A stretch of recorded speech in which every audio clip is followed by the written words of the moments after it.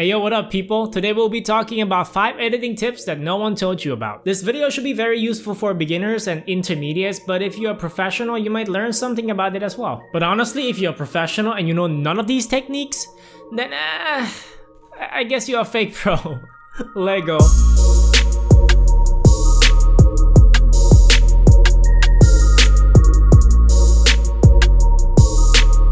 First one happens before we even get into editing, which is folder management. I know that it may sound boring, but folder management is very important and it saved my life many times. It is something that I learned during my internship as an editor and I still use it to this very day. You know, technically you can organize your file however you want as long as they're clean and easy to get to. But here's exactly how I do it and feel free to do the same. So for every video project, I create a folder with 5 subfolders. The first subfolder is called O1 Project. Here's where you keep all your project files such as Premiere files, Photoshop files, After Effects files. Next, O2 is the media file. Here is where you will dump all your recordings and video footage in. And then O3 is audio. Very straightforward. Here's where you put all your musics and the tracks and sound effects in. Then O4 is art. Art is where I keep all my pictures, my graphics, and sometimes overlay graphics as well. Because I do like to separate my graphic asset from the recording. So recording will go to O2 media and all my graphics assets will come to O4 art. And lastly, O5 is render. Here's where you'll dump all your rendered footage such as test 1, test 2, or final 1, 2, 3, 4, 5, final number 10.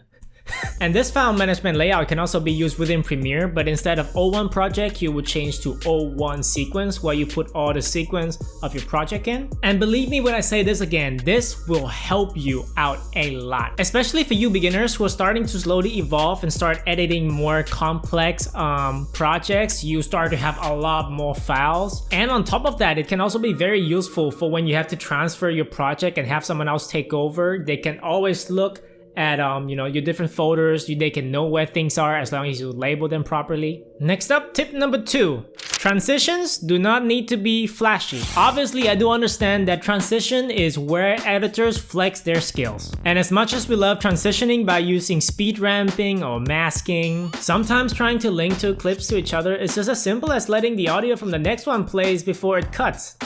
Padabadam. Because at the end of the day, the point of the transition is trying to match the context of 2 clips and let it play out smoothly without any interruption. Next up, number 3, easy one. Work smart, don't work hard. AKA, don't make your own effects for everything. But don't get it twisted. I'm not saying that don't learn how to make your own effects. That's how you learn how to improve as an editor as well. But I'm just saying, you don't gotta always make your own stuff every time you wanna add something in, okay? Learning how to make an effect from scratch, following the tutorials, that's all good. But sometimes all you need is just to grab an online plugin and just splish, splash, whack, kaboom, flash.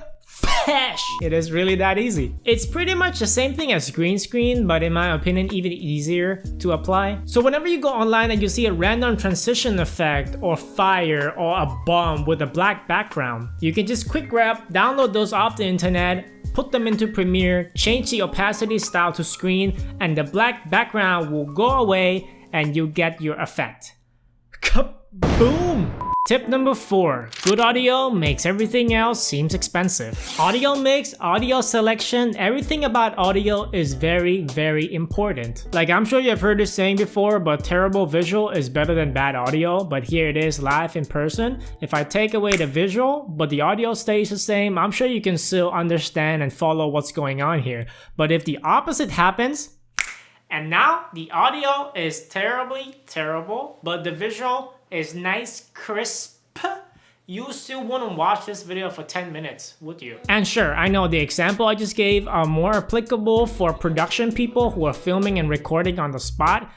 However, just for you to get the point, okay? As editors, you still need to be very careful with your audio mixing and music selection, and don't use your ears to mix the level of the music. I'm not joking here. What I mean is that instead of listening to whether or not it's loud enough just check the decibel level, because different headphones, different speaker, they have different output level. Don't rely on them on how loud your edit is. And because most professional recordings are set around -12 decibel, in post-production you want to boost it up to as close to peak as possible. And when it comes to audio selection for background music and sound effects, don't use generic ones you always see in meme YouTube videos. Finding that right track that correctly describes the mood and the feel of your video is so important that sometimes I spend more time finding the music than actually editing the video. And some other times going silent with no music is just the way to go as well. So do try to think about it and select them properly, but at the same time don't think too much about it, because otherwise you'll be overthinking it.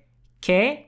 Okay. And finally, tip number 5. Color grading is not hard as you think it is. You know, when I first started getting into editing, when people talk about color grading and shit, it sounds so intimidating that I never want to touch it. But in reality, it's just basically the same thing as editing your photos on Instagram, dude. You just swipe things around and make it look better. And again, of course, right? If you're talking about color correcting, color grading, log profile, and stuff like that, that's a different beast. But sometimes, all your video footage need is just a little visual lifting. For example, this video right here, right? All I did to it was just some basic color correction. The same kind of meters you see in, again, Instagram, right? Exposure, saturation, warmth, highlights, shadows. That's all I tweaked. I did not do anything else to it, but it helps a lot, doesn't it, huh? And yeah, that's it.